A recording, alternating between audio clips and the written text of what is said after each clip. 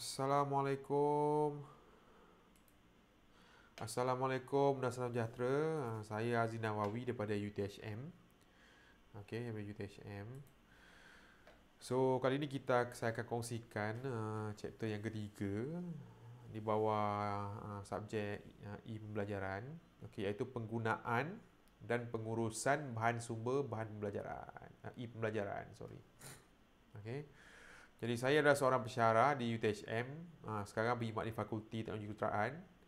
Okey, dan juga saya juga berkhidmat sebagai ketua jabatan di Pusat Pembelajaran Antarabangsa Tak Global sejak daripada 2016. So dah 5 tahun lah. So yang setelah akademik dah hampir 15 tahun. Okey. Jadi untuk chapter ni, bab ni kita akan cover ada 4 subtopik. Pertama sekali tentang sistem pengurusan pembelajaran ataupun LMS. Okey. Yang kedua kita akan cover pasal pengurusan koleksi bahan digital atau content curation. Okey, yang ni menarik juga. Jarang orang cover. Yang ketiga, sosial media sebagai sumber dan platform pembelajaran. Yang ni trend sekarang. Yang keempat, pasal OER dan OCW. Okey. Jom. Let's go. Okey. Okey. Jom. Okey. Sekejap nak tengok OBS. Okey, jalan. Okey. Jom. Okey. So, sistem pengurusan pembelajaran LMS. Nama dia complicated, tapi sebenarnya dia yang macam yang Google Classroom, Edmodo, dia platform lah. Kalau UTHM ada Otter. Okay. Jadi dia kita boleh kata sebagai aplikasi perisian untuk pentadbiran, okay, dokumentasi, simpan dokumen dan laporan, program latihan, kelas atau aktiviti dalam talian. Pentadsiran pun kita buat kat situ, lepas tu kita akan generate laporan, report. Okay, so hampir orang kata all in one lah. So Otter UTHM, Alhamdulillah, developer kita Encik Muhammad Maksum, dia buat detail betul. Okay, banyak benda ya, kita boleh buat. Okay, kita boleh buat dan dia sentiasa tambah baik, which is quite good lah. Jadi kita kena sokong lah dia. Okay, kita kena sokong lah. Okay, pelan-pelan. Okay, benda baru pelan-pelan. Okay. So, LMS ni ada kategori tau, dua. Okay, yang saya setakat pengetahuan saya lah. Yang pertama adalah proprietary, okay. Ni contoh macam Blackboard, Otter, ni macam kita punya lah, UTHM punya. Dan juga ada open source macam Moodle dan lain-lain. Okay. Okay, untuk buat platform. Okay, platform ni sebenarnya penting lah juga. Okay, penting. Okay. Kenapa penting? Okay, kenapa penting? Pembelajaran boleh kita lakukan kat mana-mana sahaja dan pada bila-bila masa. Sebab kalau tak ada platform, kita contohlah tak ada platform, kita akan letak barang dekat YouTube video lah, ataupun Facebook, atau kita buat website. Tapi kita yang tu just untuk share je. Tapi kalau student nak hantar tugasan, nak berbincang, dia boleh guna WhatsApp sebagainya. Tapi orang kata benda tu dah jadi berterabur tau. Tapi ada platform, semua akan jadi, kita akan put all in one together lah. Senang kita sebagai staff nak manage. Okay, senang nak manage. Kita pun masih perlukan lagi Facebook, WhatsApp, YouTube semua, just untuk parking material. Dan kita akan share semua pada platform lah. Jadi student kita semua ada kat situ. Okay, hantar final exam pun kat situ. Orang kata it's a good practice lah. Okay, good practice lah bila buat macam tu. Okay, platform tu penting. Okay. Dan bila kita ada platform, pelajar-pelajar kita dapat merancang pembelajaran. Yalah, kita share nota, dapat akses, dia dapat detect assignment mana dah buat, assignment mana belum buat, okey. Dia akses nota, buku, nampak. Kat situ pun dah nampak hidup dia dah lebih mudah lah kalau ada platform berbanding kita share kat mata-kata Google Drive link dan sebagainya, leceh. Okey. Mudah juga dia nak berkomunikasi dengan pensyarah. Okay, sekarang selain platform kita guna WhatsApp group. Kalau UTHM atau Malaysia, WhatsApp lah, WhatsApp, dan ada setengah guna Telegram. Facebook group dah tak berapa, adalah dulu ramai juga. Okey. Dan rakan sekelas maya ni jarang lah sebenarnya. Diorang biasa bincang dengan diorang lah. Okey, dengan diorang lah, guna WhatsApp kan benda kan. Okey. Tapi possible, okey. Dan Otter UTHM pun ada benda tu, possible. Okey. Okey, dan pihak universiti pula bila ada platform sendiri macam UTHM dia buat Otter, jadi kita bila orang guna, kita dapat data tau, kata data penggunaan.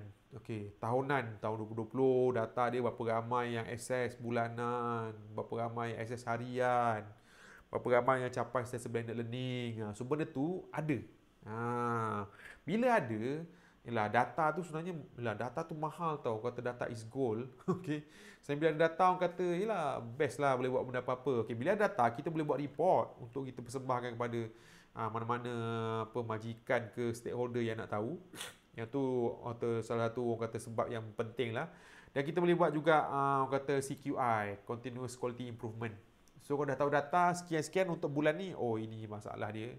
Mungkin nampak lah, oh final exam tahun ni author hang hari pertama, so masalah dia kita dapat detect, mungkin server tak cukup. So untuk tahun depan kita akan fikirkan cara lain, tahun depan apa yang kita boleh untuk counter masalah tu. Okay. So UTASIAM ada sistem yang cantik lah sebenarnya. Kita ada author dan author asyik kena audit setahunan. Cuma kita kena sabar lah sebab sistem tu baru, dia baru orang kata 4 tahun, 3 tahun. Jadi kita kena bagi peluang lah. Bagi peluang, cubalah. Okay. Dan sistem author pula kita dah makin lama akan menjadi semakin digunakan sebagai sistem yang LMS yang rasmi. Jadi kita masih ada Google Classroom, kita masih ada Microsoft Teams. Tapi sekarang author dah jadi untuk final exam. Dan lepas ni kemungkinan besar sikit demi sedikit akan digunakan sebagai yang rasmi pula. Sekarang Senat pun dah putuskan author tu rasmi. Jadi nak tak nak saya sebagai peminat Google Classroom, saya pun sokonglah author sikit-sikit kan. Guna je lah apa yang boleh. Cuba. Okey, selain pada share konten orang, buat konten sendiri, kita juga boleh share konten orang. Okey. Ni contohnya adalah orang kata content curation. Okey, pengurusan koleksi bahan digital. Okey.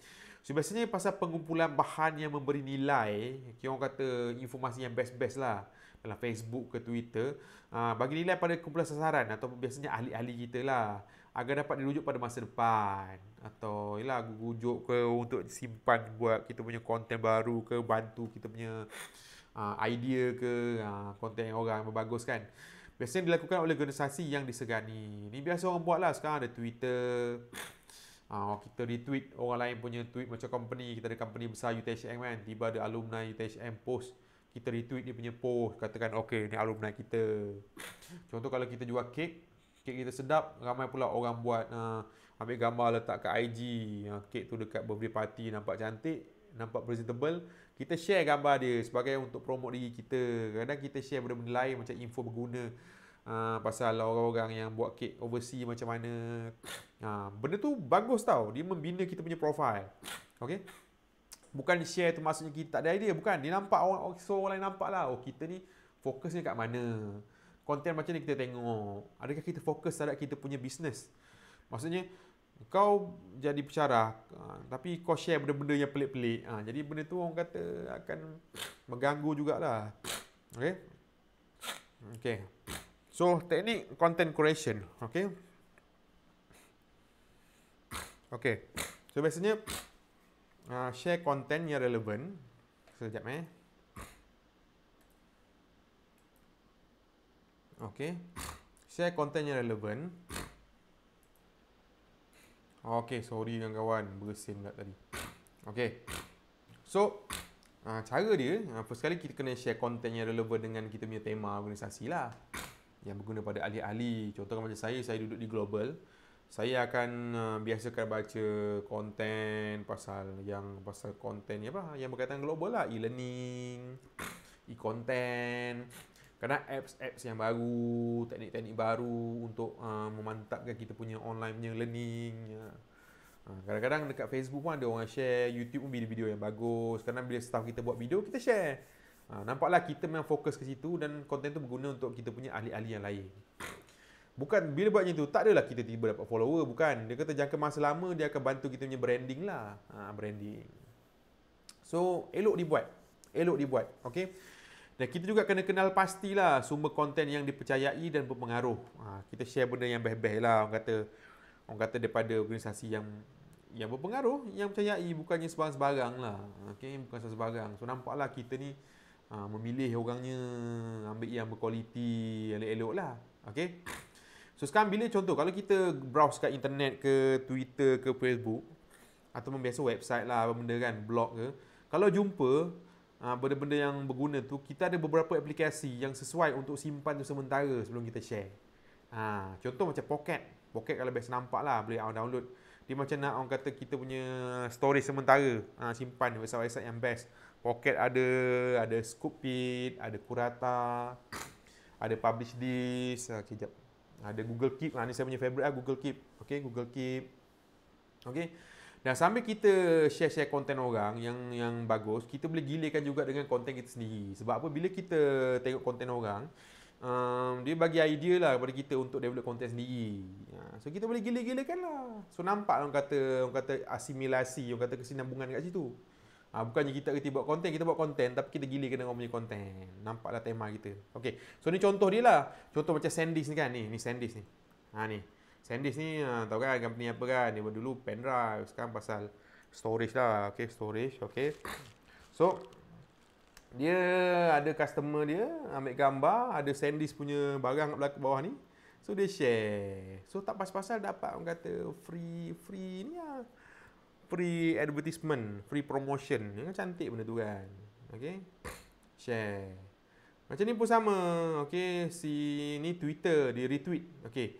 Ni ni Twitter. Vin Matano ni dia tunjuklah dia kat kedai orang tu. Dia cerita apa ada sale, orang kata review yang bagus. So kedai tu share apa yang dia tu. Jadi inilah ada contoh, antara contoh kita